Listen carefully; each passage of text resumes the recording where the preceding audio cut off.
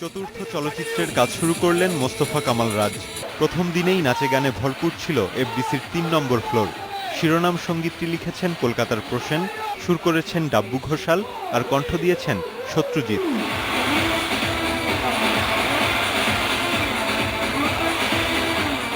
গানটির নৃত্য পরিচালনা করছেন কলকাতার শিবরাম শর্মা। শুটিংয়ে প্রথম ধাপে অংশ নেন অপু বিশ্বাস। চলতি বছরের ৬ মাস কেটে গেলেও অপু অভিনীত একটি ছবিও মুক্তি পায়নি। কমে গেছে তার নতুন চলচ্চিত্রে চুক্তিবদ্ধ হওয়ার ঘটনাও। এই ছবির মাধ্যমে আবারও ফিরে আসার প্রত্যাশা তার। আমি বেসিক্যালি সবসময় শাকিব বা আমাদের বাংলাদেশের অন্যান্য হিরোদের সাথে কাজ করা হচ্ছে। এই ফার্স্ট টাইম আমি আমাদের দেশের বাইরের কোনো হিরোর সাথে কাজ করছি এবং সেটা ট্রায়াঙ্গেল।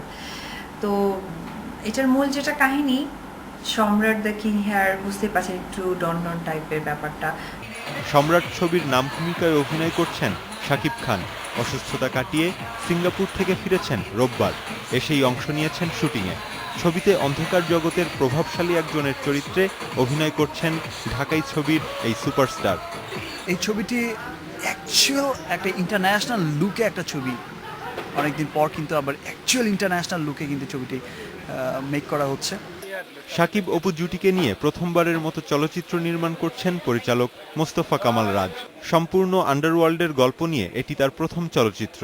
ছবির একটি গুরুত্বপূর্ণ চরিত্রে অভিনয় করবেন কলকাতার ইন্দ্রনীল। আন্ডারওয়ার্ল্ডের 3টা মাফিয়া ক্যারেক্টার নিয়ে হচ্ছে স্টোরি।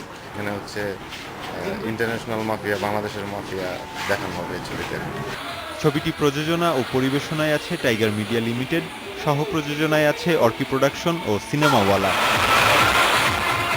প্রতীক আকবর, ইন্ডিপেন্ডেন্ট নিউজ।